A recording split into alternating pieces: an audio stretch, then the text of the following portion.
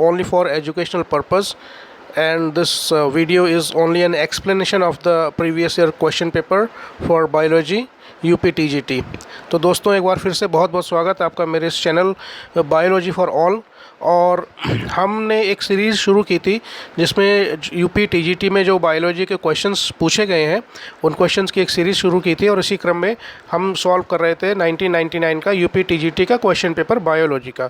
और उसमें हमने पिछले 2 वीडियोज़ में इसका फर्स्ट पार्ट यानी कि जूलॉजी कवर कर लिया था। अब सेकेंड पार्ट हम शुरू करते हैं बॉटनी यानी कि वनस्पति शास्त्र का, और उस पोर्शन का जो पहला क्वेश्चन है क्वेश्चन नंबर 51। क्वेश्चन नंबर 51 में ये पूछा गया है कि amphivasal vascular bundles are found. Amphivasal vascular bundles किन में पाए जाते हैं? 4 ऑप्शन दिए हुए हैं आपके सामने, कुकुरबिटा, ड्रेसिना, एक्रेंथस और बिग्नोनिया। हिंदी में भी वही ऑप्शन है, एम्फी वेसल सम बंडल किस में पाया जाता है? तो इस क्वेश्चन का जो सही आंसर है वो है ऑप्शन नंबर 2, ड्रेसिना में। Amphivasal vascular bundles are found in Dracaena. Amphivasal vascular bundles basically होते क्या है? वो वेस्कुलर बंडल्स जिसमें फ्लोएम तो सेंटर में होता है और उसके दोनों तरफ जाइलम होता है, ऐसे वेस्कुलर बंडल्स को एम्फी वेसल वेस्कुलर बंडल्स कहते हैं। ठीक। क्वेश्चन नंबर 52 में पूछा गया है वर्सिटिलेस्टर इनफ्लोरेसेंस इज फाउंड। वर्सिटिलेस्टर पुष्पक्रम किस में पाया जाता है? 4 फैमिलीज के नाम दिए हैं, लेबिएटी, सोलेनेसी, यूफोरबिएसी या रूटेसी। इन 4 जो ऑप्शन दिए गए उस ऑप्शन में जो सही आंसर है इस क्वेश्चन का वो है फैमिली लेबिएटी का। फैमिली लेबिएटी में तुलसी का पौधा भी आता है, इसको ऑसिमम भी बोलते हैं।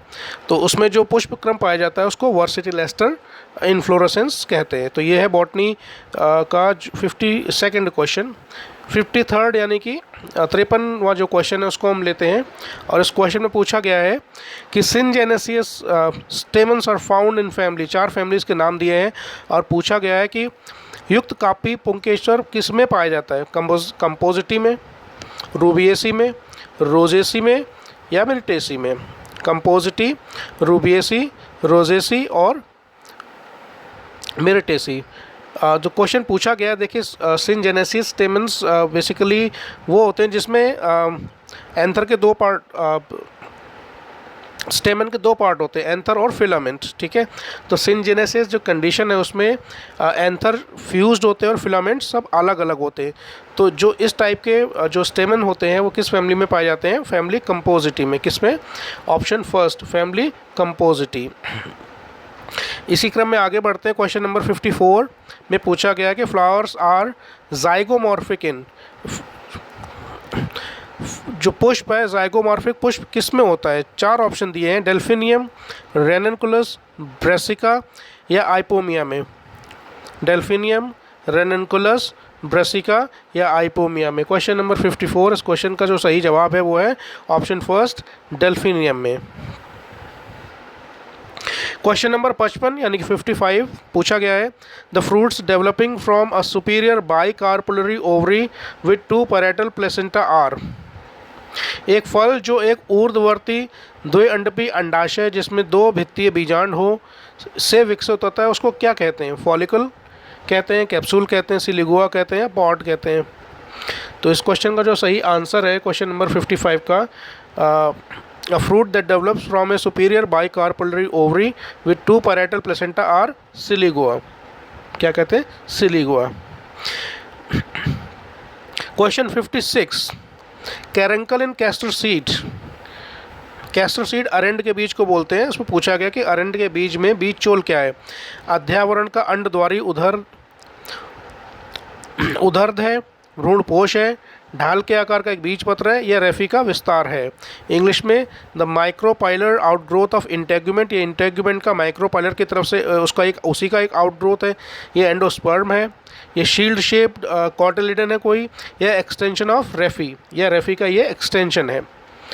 तो इस क्वेश्चन का जो सही आंसर है कैरेंकल कैस्टर सीड का वास्तव में क्या होता है?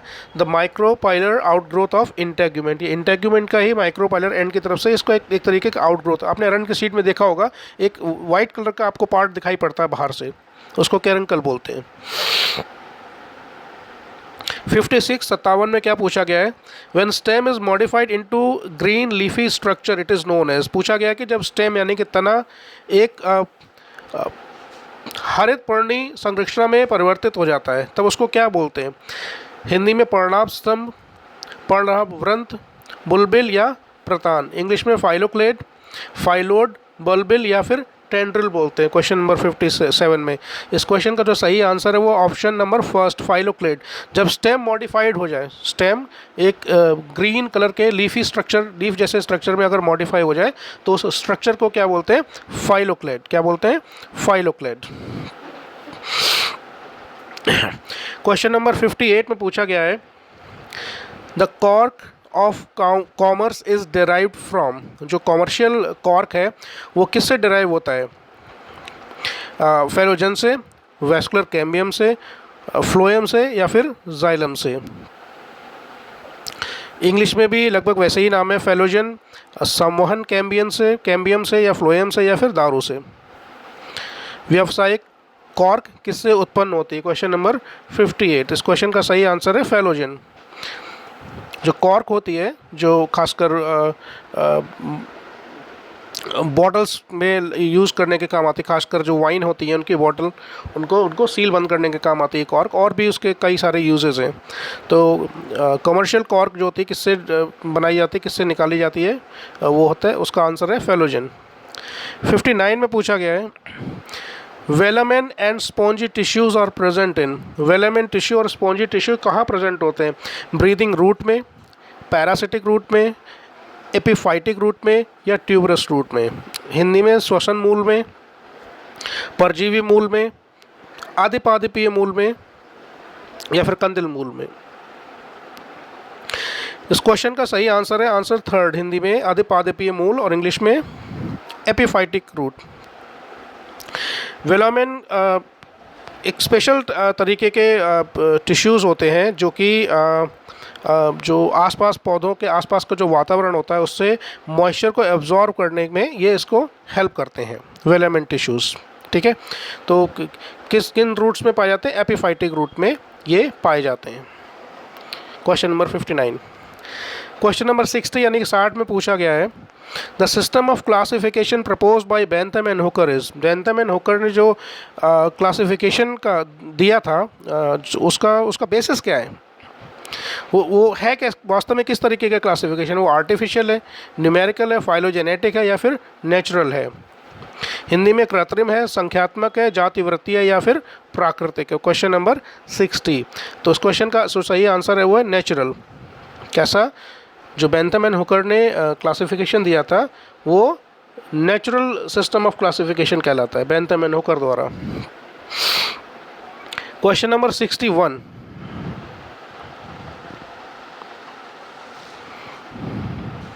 The core particles of nucleosomes are made of. जो न्यूक्लियोसोम संरचना होती है डीएनए में पाई जाने वाली न्यूक्लियोसोम जो संरचना है, एक प्रोटीन का ऑक्टोमर होता है जिस पर डीएनए का डबल स्ट्रैंडेड डीएनए को जो रैप किया होता है वो बेसिकली किससे बना है? टेट्रामेर ऑफ स्टोन प्रोटीन, वो स्टोन प्रोटीन का टेट्रामेर है। ओलिगोमर ऑफ हिस्टोन प्रोटीन है। थर्ड है tetramer and oligomer of histone protein, या फिर एक नॉन हिस्टोन प्रोटीन है। Core particle of nucleosome are made of. Question number 61।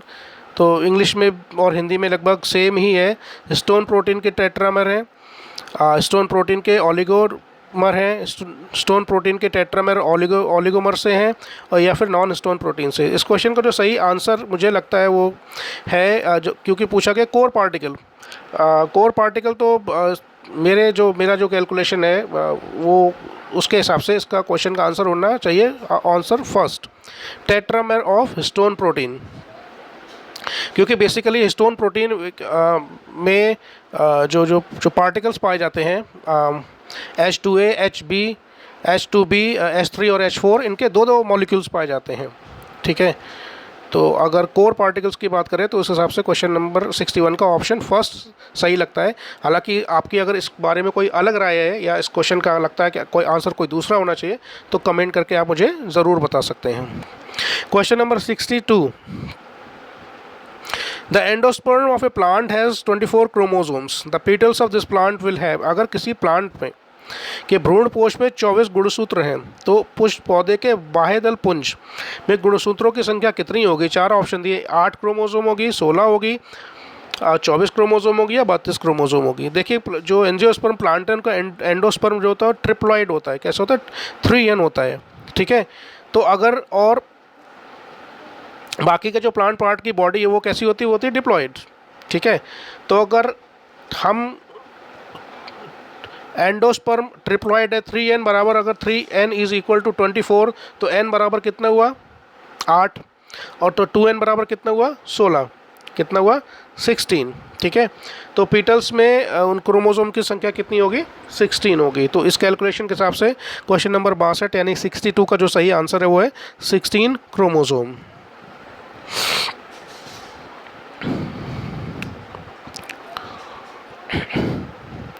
Question number 63, the first stable product of photosynthesis is, photosynthesis में जो पहला stable product है वो बनता है उसको क्या बोलते हैं? राइबोलोज बाइफॉस्फेट है, डाइफॉस्फोग्लिसरिक एसिड है, फॉस्फोग्लिसरिक एसिड है, या फिर ग्लिसरैल्डिहाइड फॉस्फेट। इंग्लिश और हिंदी में नाम सेम है तो इसलिए मैं केवल इंग्लिश में पढ़ देता हूँ। तो फोटोसिंथेसिस का जो पहला स्टेबल प्रोडक्ट है वो कौन सा है? इस क्वेश्चन का आंसर है थर्ड, फॉस्फोग्लिसरिक एसिड, PGA भी बोलते हैं उसको। क्या बोलते हैं? PGA, फॉस्फोग्लिसरिक एसिड इस क्वेश्चन का सही answer. The first stable product of photosynthesis is phosphoglyceric acid. आगे बढ़ते हैं, question number 64, the most effective wavelength of visible light in photosynthesis is, पूछा गया है कि फोटोसिंथेसिस यानी कि प्रकाश संश्लेषण में दृश्य प्रकाश की यथावत प्रभावी तरंग दैर्घ्य कौन सी है? बैगनी, हरा, पीला या लाल, इंग्लिश में वायलेट, ग्रीन, येलो या फिर रेड। तो इस क्वेश्चन का सही आंसर जो है वो है रेड। देखिए जो रेड स्पेक्ट्रम है, लाइट, विजिबल लाइट का जो रेड स्पेक्ट्रम है उस स्पेक्ट्रम में मैक्सिमम फोटोसिंथेसिस होता है। किस लाइट में फोटोसिंथेसिस सबसे ज़्यादा होता है? रेड लाइट में सबसे ज़्यादा फोटोसिंथेसिस होता है। तो जो क्वेश्चन जो पूछा गया उस हिसाब से आंसर जो उसका सही आता है वो है रेड। अब पूछा गया सबसे कम फोटोसिंथेसिस या सबसे कम इफेक्टिव वेवलेंथ कौन सी विजिबल लाइट की फोटोसिंथेसिस के लिए, तो वो ग्रीन होती है।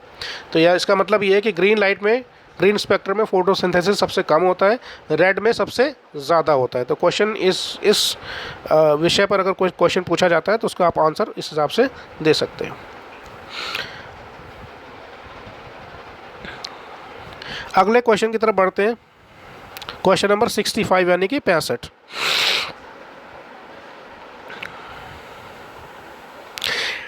Terracing is an effective method of soil conservation. आपने देखा होगा पहाड़ों में एक विशेष प्रकार की खेती की जाती है। तो उसी से संबंधित ये प्रश्न है कि वैदिकाकरण मूल मृदा संरक्षण की एक प्रभावी क्रियाविधि है, कहाँ पर है, किस स्थान पर ये पाई जाती है? मरुस्थलीय क्षेत्र में, पहाड़ी क्षेत्र में, मैदानी क्षेत्र में, या उपरोक्त में से कोई नहीं? इंग्लिश में डेजर्ट में, हिली एरिया में, प्लेन एरिया में, या फिर नन ऑफ द अबव। देखिए ये जो मेथड है वो बेसिकली बहुत ही इफ़ेक्टिव मेथड है ऐसे इलाकों में जहाँ पर मिट्टी जो प्लेन नहीं होती है, समतल नहीं होती, खासकर हिल एरिया में, पहाड़ी इलाकों में मिट्टी समतल नहीं होती है। तो ऐसे जगहों पर सॉइल को अनावश्यक तरीके से उसका बहाव ना हो, उसको कंजर्व किया जाए, तो जो मेथड यूज़ किया जाता है वो होता है टेरेसिंग, खासकर हिल एरिया में उस विधि को अपनाया जाता है। तो क्वेश्चन नंबर 65 का करेक्ट आंसर है हिली एरिया। 66 पूछा है, the pre sowing low temperature treatment of seed is known as, बीजों को बोने से पहले उनको बहुत कम तापमान पर रखा जाता है कुछ समय के लिए, तो इस अभिक्रिया को हम क्या कहते हैं? आंसर जो क्वेश्चन ऑप्शंस हिंदी में क्षत चिन्ह, इलेक्ट्रोफोरेसिस बोलते हैं, वसंतीकरण बोलते हैं, या विलगन बोलते हैं। इंग्लिश में स्कैरिफिकेशन, इलेक्ट्रोफोरेसिस, वर्नलाइजेशन या एब्सेशन। क्वेश्चन का सही आंसर ये क्वेश्चन कई बार पूछा भी गया है। बहुत कम टेम्परेचर पर जो ट्रीटमेंट के सीड्स को दिया जाता है वो उसको उनको बोने से पहले उस प्रोसेस को बोलते हैं वर्नलाइजेशन। क्या बोलते हैं? Vernalisation. 66 lysosomes are called suicidal bags because they have. Lysosomes को सुसाइडल बैग्स क्यों कहा जाता है? किस कारण से कहा जाता है? उनमें क्या पाया जाता है? हाइड्रोलाइटिक एंजाइम होते हैं, पैरासिटिक एक्टिविटी होती है उनके अंदर, या फूड वैक्यूल होता है, या फिर कैटाबोलिक एंजाइम्स होते हैं, जल अपघटनीय एंजाइम्स परजीवी अभिक्रिया होती है, भोजन रसधानी होती है, या उपापचन एंजाइम होते हैं। लाइसोसोम्स को सुसाइडल बैग्स क्यों कहा जाता है? क्योंकि उनमें हाइड्रोलाइटिक एंजाइम्स पाए जाते हैं। The lysosomes are called suicidal bags because they have hydrolytic enzymes, that is why they are called suicidal bags of the cell. इस क्वेश्चन का आंसर याद कर लीजिए, लाइसोसोम्स में हाइड्रोलाइटिक एंजाइम्स पाए जाते हैं। 68 में पूछा गया है the metal iron involve in stomatal regulation. Stomata के खुलने और बंद होने की जो प्रक्रिया है उसमें किस आयन की मुख्य भूमिका होती है? 4 के नाम दिए हुए हैं, आयरन, जिंक, मैग्नीशियम और पोटेशियम। हिंदी इंग्लिश में नाम एक ही है, तो इसमें पूछा गया है किस आयन की भूमिका मुख्य होती है। इस क्वेश्चन के आंसर को आप याद कर लीजिए। आंसर है इसका पोटेशियम, जिसका सिंबल के होता है, सिंबल के, पोटेशियम। नेक्स्ट क्वेश्चन की तरफ बढ़ते हैं। 69 में पूछा गया है synaptonemal complex is a structure of. Synaptonemal complex जो है सेल डिवीजन के दौरान जो बनता है वो इनमें से किसकी संरचना है? साइटोकाइनेसिस, ये काइस्मेटा होना चाहिए, यहाँ पर थोड़ा स्पेलिंग एरर है। काइस्मेटा का बनना, गुणसूत्रीय वियोजन या गुणसूत्रीय युग्म, इंग्लिश में cytokinesis, chiasmata formation, chromosomal disjunction, chromosomes का अलग होना, या क्रोमोसोम के पेयरिंग होना। Question number 69। इस क्वेश्चन का सही आंसर है ऑप्शन नंबर 4। जब मियोसिस के फर्स्ट पार्ट में प्रोफेज में क्रोमोसोम की पेयरिंग होती है तो एक कॉम्प्लेक्स जो बनता है उसको बोलते हैं सिनेप्टोनीमल कॉम्प्लेक्स। किसका स्ट्रक्चर है? क्रोमोसोमल पेयरिंग का।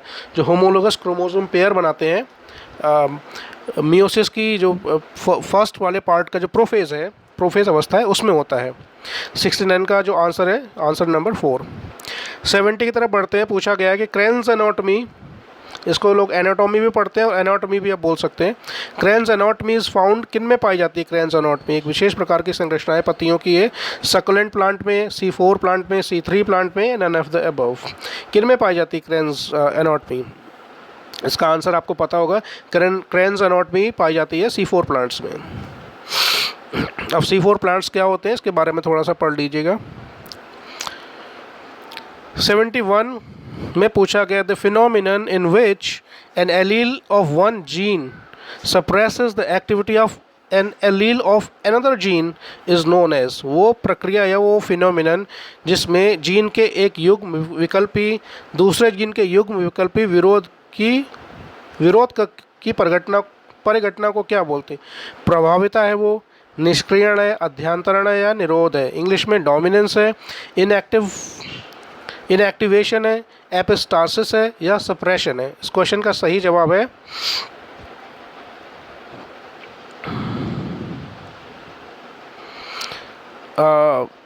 इन्होंने तो दिया है डोमिनेंस, जो आंसर उन्होंने दिया है वो है dominance. The phenomenon in which an allele of one gene suppresses the activity of an allele of the another gene is known as dominance। Mendel का जो लॉ ऑफ डोमिनेंस है वो इसी घटना पर आधारित है। जब किसी जीन का एक एलील किसी दूसरे एलील के प्रभाव को रोक देता है या उसको विजिबल नहीं होने देता है तो उसको बोलते हैं एपिस्टासिस। 72 में पूछा गया है The study of interaction between living organism and environment is called। The study of interactions between a living organism and environment is called।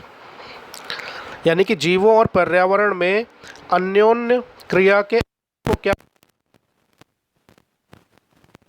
बोलते हैं? पादप भूगोल बोलते हैं या पादप समाज विज्ञान। इंग्लिश में इकोसिस्टम, इकोलॉजी, फाइटोजियोग्राफी या फाइटो सोशियोलॉजी। Question number 72। तो इस क्वेश्चन का जो सही आंसर है, N interaction between living organism and their environment is called ecology. क्या बोलते हैं इसको? इकोलॉजी। 73 में पूछा गया है एसिड रेन किसकी वजह से होती है? 4 ऑप्शन दिए, SO2 सल्फर डाइऑक्साइड, O3 यानी कि ओजोन, मीथेन और क्लोरोफ्लोरोकार्बन। एसिड रेन का जो मेन कारण है, मुख्य कारण है, वो है सल्फर डाइऑक्साइड और नाइट्रोजन डाइऑक्साइड। तो इस नाइट्रोजन डाइऑक्साइड तो यहाँ पर ऑप्शन दिया नहीं गया है, सल्फर डाइऑक्साइड दिया है, तो आप 73 में ऑप्शन ए के साथ जा सकते हैं। Question 74, Bhopal gas tragedy was caused. Bhopal gas tragedy किस की वजह से हुई थी? तो इस क्वेश्चन में पूछा गया था भोपाल गैस ट्रेजेडी। अगर आपको याद है, ये क्वेश्चन बायोलॉजी में अक्सर पूछा जाता है, लेकिन ये प्रश्न जीके का भी एक क्वेश्चन है कि भोपाल गैस ट्रेजेडी हुई थी। अगर आपको याद है 1984 में 2 दिसंबर की रात में, 2 दिसंबर और 3 दिसंबर के जो दरमियान जो रात थी, उसमें भोपाल में एक कीटनाशक बनाने वाली फैक्ट्री से कोई एक गैस का रिसाव हुआ था। उस गैस के रिसाव के चलते उस क्षेत्र में जहाँ पर ये फैक्ट्री थी, वहाँ पर हज़ारों की संख्या में लोगों की मृत्यु हो गई थी। और वहाँ पर सिर्फ लोगों की ही मृत्यु नहीं हुई थी, वहाँ पर रहने वाले, आसपास के रहने वाले पशु पक्षी और जानवरों की भी मौत होती थी। और ये जो ट्रेजेडी है, उसको अब तक की सबसे भीषण, सबसे बड़ी केमिकल ट्रेजेडी विश्व की माना गया है। तो सवाल यहाँ पर जो क्वेश्चन जो पूछा गया है, वो उसमें पूछा कि वो जो गैस लीक हुई थी उस फैक्ट्री से, उसका वो कौन सी थी? मिथाइल आइसोसाइनाइड, मेथिल ब्रोमाइड थी, डाई मेथिल सल्फाइड थी, या मेथिल क्लोराइड थी? इंग्लिश में नाम वही है। इसका जो ऑप्शन है उसको याद कर लीजिए, मेथिल आइसोसाइनाइड थी। वो कौन सी थी? Methyl isocyanide. Question number 74। Question number 75 में पूछा गया है a plant eaten by a herbivore which in turn is eaten by a carnivore make. एक प्लांट जिसको किसी एक हर्बीवोर द्वारा खाया जाता है और उस हर्बीवोर को एक किसी कार्निवोर एनिमल के द्वारा खाया जाता है। तो ये इस कड़ी को, श्रृंखला को क्या बोलते हैं? भोजन श्रृंखला है, सर्वाहारी है, भोजन जाल है, या परस्पर निर्भरता है? तो ये देखा जाए तो एक तरीके का फूड चेन है, एक तरीके का फूड चेन है। यानी जो प्राइमरी प्रोड्यूसर है, उनको जो खा रहे हैं वो हर प्राइमरी कंज्यूमर है, प्राइमरी कंज्यूमर हर्बीवोर है। उन प्राइमरी कंज्यूमर को जो खा रहे हैं वो सेकेंडरी कंज्यूमर है, सेकेंडरी कंज्यूमर कार्निवोर्स हो सकते हैं। तो एक तरीके का ये फूड चेन बनाते हैं। Question number 75। 76 में पूछा कि हाइड्रोफोबिया इज कॉज्ड बाय, किसकी वजह से हाइड्रोफोबिया? हाइड्रोफोबिया एक बीमारी होती है जिसमें जिस व्यक्ति को बीमारी होती है उसको पानी से डर लगने लगता है, बहुत ज़्यादा उसको डर लगने लगता है। तो पूछा कि भाई किसकी वजह से होती है? जीवाणु यानी कि बैक्टीरिया से, कवक यानी कि फंगस से, वायरस विषाणु से, या कि ये प्रोटोजोन डिजीज़ है। Question number 76। हाइड्रोफोबिया बेसिकली एक बीमारी है जो कि वायरस से फैलती है। किसी पागल कुत्ते के द्वारा किसी अगर स्वस्थ मनुष्य को काट लिया जाए तो वो वायरस उस मनुष्य के अंदर एंटर हो जाता है और बेसिकली उसको रेबीज़ का वायरस बोलते हैं। और जो उसको सिम्टम्स बाद में प्रकट होते हैं, तो उसमें एक उन सिम्टम्स में एक मुख्य सिम्टम है हाइड्रोफोबिया। हाइड्रो का मतलब वाटर होता है, फोबिया का मतलब फियर होता है। Someone who fears from water, तो हाइड्रोफोबिक उसको बोलते हैं। 77 में पूछा गया है which of the following bacterium commonly live in human intestine. Which of the following bacterium, अब बहुत से लोगों को ये कन्फ्यूज़न होता है कि भाई बैक्टीरिया का सिंगुलर है, बैक्टीरिया प्लूरल है। तो आपकी जानकारी के लिए बता दूं, अगर बैक्टीरिया लिखा है तो वो प्लूरल है ऑलरेडी, और बैक्टीरियम लिखा है तो वो सिंगुलर है। ठीक है, सिंगुलर बैक्टीरियम होता है, प्लूरल बैक्टीरिया होता है, बैक्टीरियाज नहीं होता है कभी भी। ठीक है, तो बैक्टीरियम पूछा गया कौन सा है जो कि ह्यूमन इंटेस्टाइन में कॉमनली पाया जाता है। कॉर्नी बैक्टीरियम स्पीशीज़ है ई कोलाई, यानी कि इसको इश्चर्चिया कोलाई बोलते हैं। विब्रियो कॉलरी है, ये बेसिकली कॉलरा का बैक्टीरिया है, या बैसिलस स्पीशीज़ जो है वो रहती है। क्वेश्चन नंबर 77 में तो इसमें पूछा गया इसका जो सही जवाब है वो है ई कोलाई, यानी कि इश्चर्चिया कोलाई। ह्यूमन इंटेस्टाइन में एक सिम्बियोटिक रिलेशनशिप के तहत ह्यूमन इंटेस्टाइन में ये बैक्टीरिया पाया जाता है।